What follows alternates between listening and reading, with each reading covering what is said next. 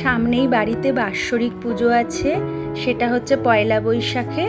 তার জন্য এখন থেকে একটুখানি করে প্রস্তুতি নেওয়া হচ্ছে। এই যেমন ছাদের এই প্যারাপিটগুলো একটু রং করে নেওয়া হলো, মন্দিরও রং হচ্ছে, আস্তে আস্তে আপনাদের দেখাবো। গাছে একটা গন্ধরাজ লেবু হয়েছে, এটা যত্ন করে রেখে দিচ্ছি, কারণ পুজোর জন্য এটা ভোগে দেব, নিবেদন করব ভগবানকে।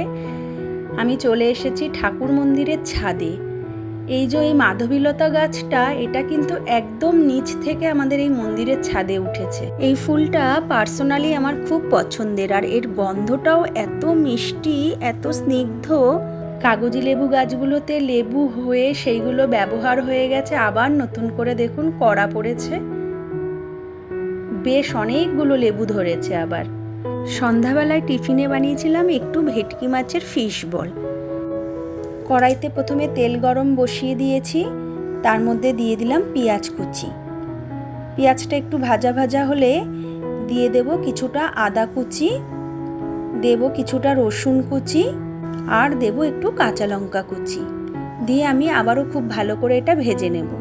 কালকে যখন ভেটকি মাছের রসা করেছিলাম না, সেখান থেকে এই পেটির মাছগুলো রেখে দিয়েছি, সেগুলো সামান্য নুন দিয়ে আমি একটু ভেজে নিয়েছি, তার সাথে একটু আলু ভেজে নিয়েছি, সেগুলো একটু কাটা ছাড়িয়ে ম্যাশ করে নিয়েছি, সেইটা ওই ভাজা পেঁয়াজের মধ্যে দিয়ে দিলাম, আর বাইন্ডিংয়ের জন্য দিয়ে দিলাম কিছুটা ব্রেড ক্রাম্বস।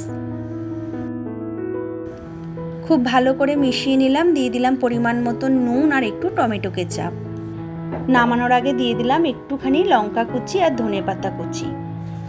এটা আমার ঠান্ডা হয়ে গেছে, এবার এখান থেকে ছোট ছোট বলের আকারে গড়ে নেব। সমস্ত ফিশ বলগুলো আমার গড়া হয়ে গেছে। একটা ব্যাটার বানিয়ে নেব ময়দা, গোলমরিচ গুঁড়ো আর নুন দিয়ে। এখানে নিয়েছি কিছুটা ব্রেড ক্রাম্বস। ময়দার গোলায় ফিশ বলগুলো চুবিয়ে এবার ব্রেড ক্রাম্বসে কোটিং করে এবার তেলে ভেজে নেব।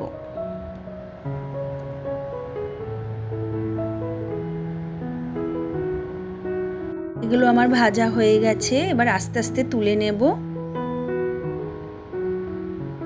তৈরি হয়ে গেছে আমার ফিশ বল, খেতে দারুণ টেস্টি হয়েছিল।